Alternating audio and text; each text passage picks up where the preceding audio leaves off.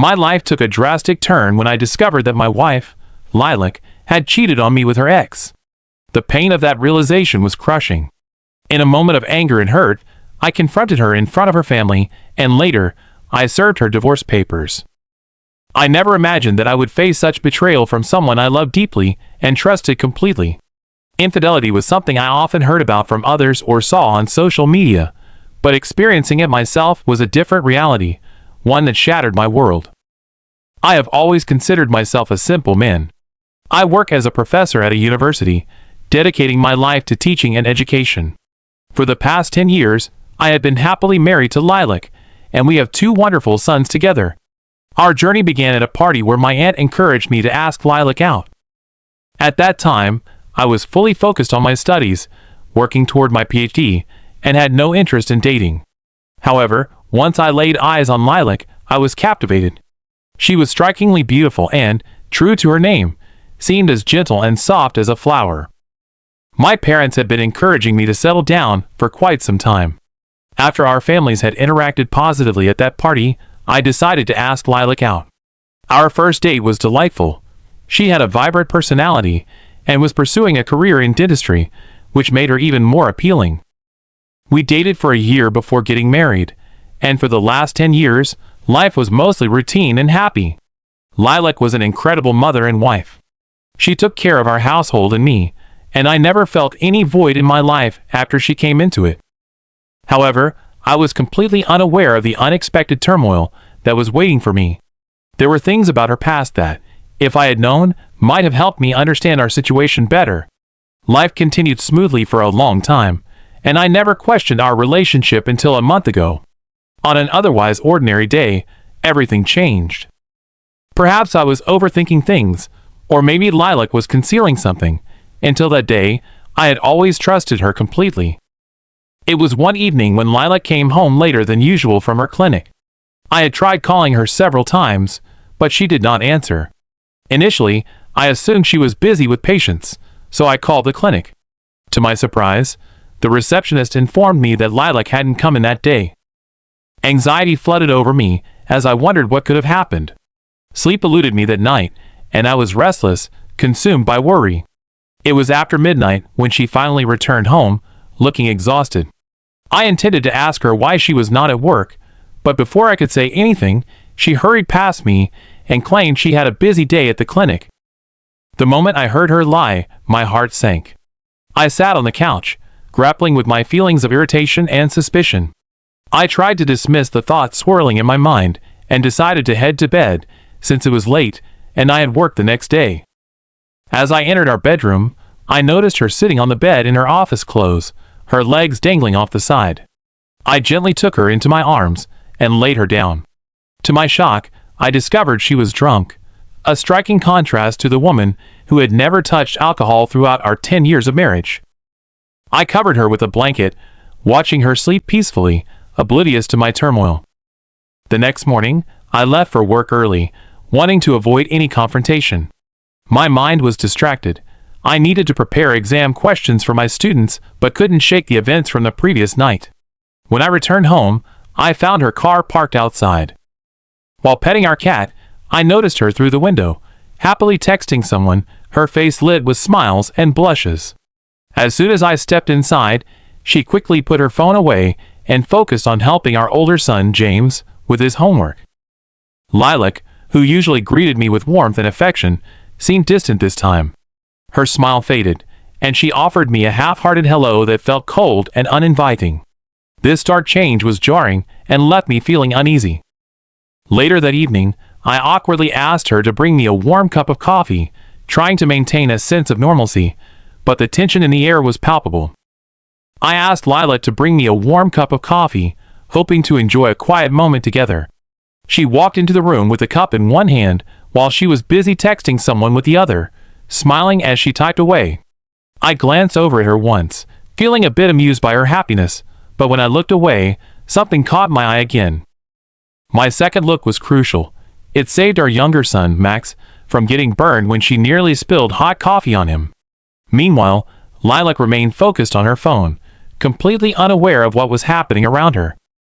For the first time in our 10 years of marriage, I shouted at her in frustration over her carelessness. She immediately apologized, but I felt the need to talk to her about some important issues weighing on my mind. I decided to let the boys play video games for a while, hoping to create a more relaxed environment for our conversation. Instead of outright asking her where she was the previous night, I subtly asked where her attention had been and who she was chatting with on the phone. She looked at me with an apologetic expression, ready to explain, but before she could say a word, her phone buzzed 3 times in quick succession. Each buzz only added to my annoyance. Eventually, Lilac explained that she had met an old friend a couple of days before and had decided to catch up with her the night before, which was why she had come home late. However, she still hadn't mentioned that she was not at her clinic during that time or about the drinking, which I found concerning. Whether one agrees or not, I believe hiding information can feel like a form of cheating. What troubled me more was that it was nearly midnight, and I could still see her online, chatting away on her phone. Fast forward a month, and I hadn't updated my thoughts sooner since I was busy preparing questions for my students' exams. On this particular night, I noticed her engaged in a conversation at 4 a.m., which might have been normal if not for what I overheard next. To quote her, she said, "Nah, it wasn't a dream marriage of mine.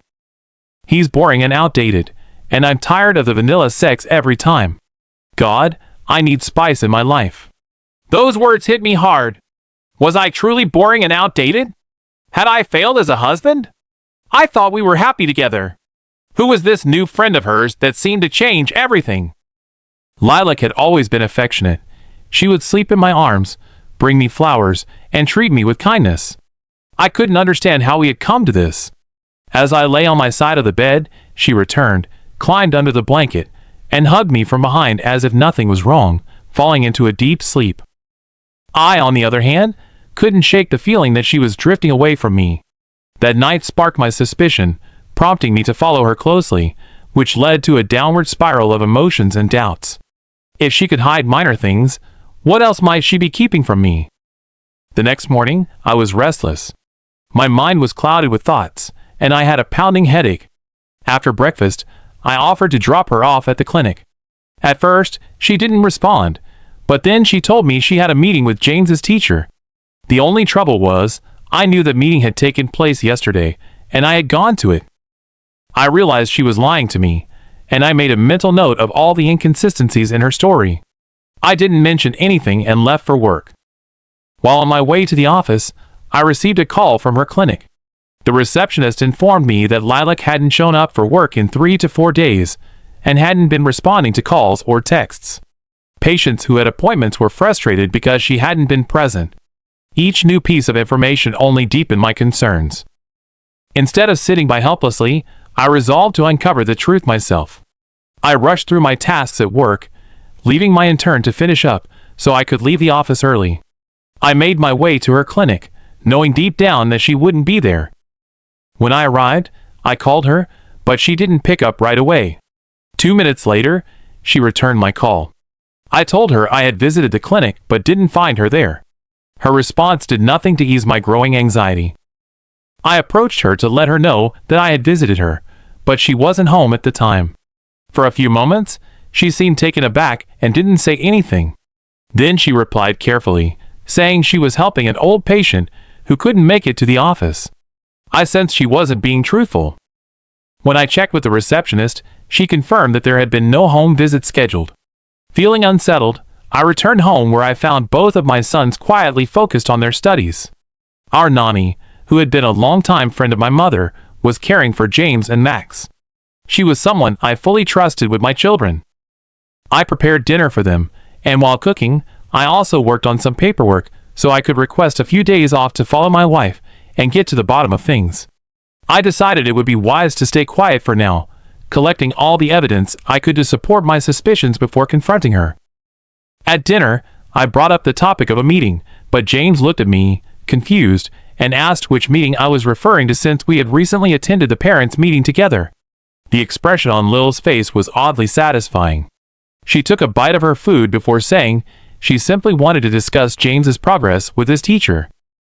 I set my spoon down and looked at her directly. She noticed my serious demeanor and asked what was bothering me. I took a deep breath and inquired if she had seen the progress report I had sent her via text.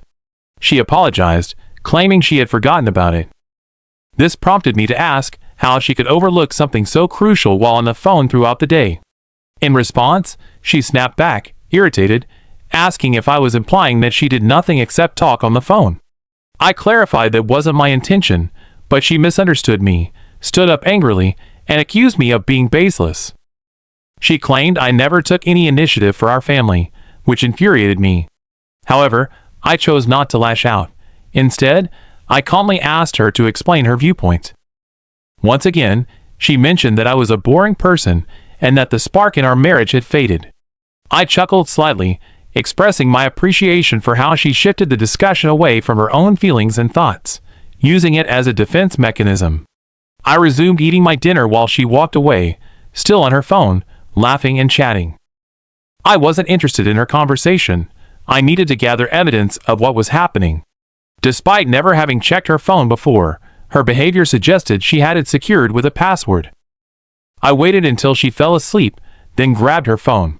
I quickly learned that it was indeed password protected. I attempted several combinations, but none worked. Knowing her forgetful nature, I remembered she often wrote her passwords down in a notebook. Sure enough, I found the notebook and there it was, the password. With trembling hands, I unlocked her phone and began scrolling through her messages. I was shocked to find texts filled with explicit content and loving messages to someone named Richard. Sitting on the floor, reality hit me hard, and I found myself crying uncontrollably for the first time in ages, trying to muffle my sobs. I took a deep breath, knowing I needed to act quickly to gather proof. I immediately took screenshots of their conversations and sent them to my phone. Afterward, I deleted the evidence from her phone's gallery, relieved to find explicit pictures that I also sent to myself before clearing everything. The next morning, I left for work as if nothing was wrong. In reality, I drove to my friend Elijah's house, who had known me since childhood and was fully aware of my life's ups and downs. I shared everything that had occurred, and he was in disbelief. He insisted that had I not shown him the proof, he would have thought I was joking. After we talked for a while, I decided to visit the address that Richard had mentioned in one of his texts. I parked my car behind a tree, using a different vehicle so Lilac wouldn't recognize it. After some time, I spotted Richard standing outside his house with a bouquet of flowers in his hand. Moments later, Lilac pulled up, got out of her car, and wrapped her arms around him in a tight embrace. My heart sank as I watched the scene unfold before my eyes. I snapped the picture in that moment, but I could only manage to look at it for a few seconds before I had to look away. My mind was racing with thoughts. If she had just been honest with me, maybe things could have turned out differently. A little truthfulness could have fixed so much. But she seemed trapped, unwilling to let go of the family we had built together, while also unable to stop her betrayal. The heartbreak I felt was deep, and it hit hard. It shattered my sense of self-worth. In a world where so many people were unfaithful, I had prided myself on being part of a loyal couple with her. She had taken my calm demeanor and turned it into a joke. For 3 or 4 days, this turmoil continued, and I decided to gather evidence. I felt it was time to stoke the flames of a marriage that was already in ruins. I had spoken to our nanny about what was going on, and she said she would let me know when my wife returned home. When she called me, she mentioned that Lilac was going to visit sick relatives, so she wouldn't be there that day. I granted her leave and reached out to Lilac, telling her the same thing and asking her to come home since James and Max would be left alone. She quickly agreed. I was with Elijah, talking about the situation and brainstorming our next steps. The thought of telling our parents filled me with dread. Just then my phone rang. It was Lilac, and I could hear she was crying. She told me that Max had fallen off a ladder and broken his arm, and she was rushing him to the emergency room. My heart sank, and a wave of anxiety washed over me. I felt cold all over. Panicking, I realized I couldn't drive in that state, so I asked Elijah to take us. When we arrived at the hospital, the doctor reassured us that it was just a minor injury, and that Max would heal in a few weeks. I let out a sigh of relief and kissed my son's forehead. Lilac was on the phone with my mother, and I took a moment to sit next to James, asking him what had happened. He explained that Max had been climbing the ladder and had called out for his mom multiple times, but she didn't hear him because she was on the phone. Then he slipped and fell. Hearing this story set off my anger. I approached Lilac and threw her phone to the ground. Everyone around us stared as I yelled at her for being so careless. Elijah tried to calm me down, but I couldn't contain my frustration. Max could have been seriously hurt. In the heat of the moment, Lilac tried to position herself as the victim, saying I was an absent father. I couldn't believe her audacity. I leaned in closer and whispered that at least I wasn't cheating on her. In that moment, she looked terrified, like a cornered animal. After the confrontation at the hospital, Elijah took our sons back to his place while I returned home with Lilac. The drive back was silent. Neither of us spoke a word. I could see her pretending to feel remorse as she texted him multiple times, which only fueled my fury. Then she dropped a bombshell that left me stunned. She admitted that she had dated Richard during high school, and their relationship had ended just a month before our wedding. She confessed that she never truly wanted to marry me, but felt she had no choice. Lilac's father, who also practiced dentistry and owned a clinic, had made it clear that she needed to marry someone respectable to inherit. Otherwise, everything would go to her younger brother, who was also interested in dentistry. Richard had been jobless and inexperienced when she broke up with him, and that's why she decided to marry me instead. She told me she had crossed paths with Richard again when he came into her clinic for a teeth cleaning appointment. He was now a model for a fashion design company. Their rekindled connection had escalated quickly, leading to the mess we were now in. Tears filled my eyes as I listened to her explanations while she cried, begging for another chance to fix everything. But by then, it felt like a performance. It was clear she understood that Richard wouldn't marry her, and that she couldn't bear to lose the stability of our family. She even said I wasn't her type of person anymore. I was clearly not the kind of person she wanted in her life, and much of the time, she seemed to feel trapped in our relationship. In response to this feeling, I confronted her with a question: was she really blaming me for being different, which supposedly led her to cheat, rather than accepting responsibility for her own actions? As I asked this, she stood up and yelled at me, claiming that my lack of understanding was the reason she preferred Richard over me. Frustrated and hurt by her accusations, I approached her, gripping her hand tightly in anger, and told her to stop with the lies and manipulation. I firmly explained that cheating was a choice she made, one that stemmed from her desires, not from my personality or behavior. My anger boiled over as I processed her words, and I decided to leave the situation. I called Elijah and requested that he take James and Max to their grandparents while I stayed at his house for a while to gather my thoughts. Once I arrived at Elijah's place, I didn't initiate any conversation. I needed space, choosing silence over dialogue. I figured that expressing my feelings around strangers might help me calm down and regain clarity. After some time, I finally felt the urge to update my friends about my situation. I know it took me a while to share this, but I appreciated everyone checking in on me. Max had healed completely, and I was focused on a new project that fulfilled my need for self-satisfaction. I spent 3 days at Elijah's working on my college assignments, intentionally steering clear of any discussions about Lilac or what had transpired. Eventually, I returned home to find it decorated with flowers and balloons. To my surprise, Lilac arrived with even more flowers, apologizing and begging for forgiveness. She had been reaching out to me through calls and texts, but I had ignored her attempts to talk. I felt nothing but intense dislike for her at that moment. Yet, driven by a desire for revenge, I allowed myself to be manipulated by her once again. The facade she maintained became increasingly evident to me. It was clear that she hadn't truly cared for our kids as a mother should. Anani took on most of that role, and it felt more like a responsibility she was obligated to fulfill rather than a genuine act of love. It was no wonder the kids gravitated towards me, or the nanny over her. As I was busy planning Max's upcoming birthday, Lilac's antics continued, which included suggestions for couples therapy and various attempts to mend our relationship. She worked hard to make these efforts seem sincere, all while secretly meeting with Richard once a week. We agreed to invite close family members for Max's birthday celebration, which included my parents and siblings, just as it did for her side before everything unraveled. Birthdays had always been joyful occasions for us, but now they felt tainted by the reality that she had been acting all along. After the cake-cutting ceremony, it was time for the big reveal, a special gift for her father. I asked James and Max to step into another room to open their presents while everyone else relaxed. I then reached out to Lilac, asking if she planned to give her father the gift she had prepared. Her father, along with everyone else, appeared to be in high spirits, but Lilac did not share that happiness. She shook her head repeatedly, tears welling in her eyes, as I handed the present to her father. When he opened it and saw the pictures inside, his joy quickly turned to anger. He stood up, yelling at her for reconnecting with a jobless man and for damaging our marriage. On top of this, I handed her father the divorce papers that had arrived 10 days earlier. The shock on both her brothers and my family's faces was palpable as I laid everything out.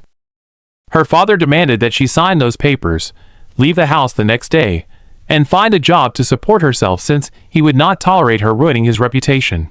In tears, Lilac begged for her father's forgiveness, while her mother wore a devastated expression. She had managed to create chaos for everyone involved, and even though a part of me felt like I should empathize with her, I couldn't overlook her choices. After the divorce, I allowed her to see James and Max on weekends, but refused to let her have them for extended stays. Given her irresponsible behavior, I believed it was better for the kids to be raised by a single parent like me than to have her in their lives. As for myself, I focused on moving on, keeping busy with work and my responsibilities as a parent. I am moving forward in my life, focusing on my work and taking care of my children. Keeping myself busy has become an important part of my daily routine. However, I know that the past is something that will always cling to me, almost like a parasite that doesn't want to let go. This feeling can be heavy at times, but I have found ways to cope. One thing that helped me was finding a sense of satisfaction in my actions. Seeing her not get what she wanted gave a boost to my ego and allowed me to feel stronger. It was a turning point that played a role in helping me overcome some of the mental health struggles I faced. Even though I carry the past with me, it no longer controls my life. I have continued to move on, and I focus on building a happier and healthier future for myself and my family.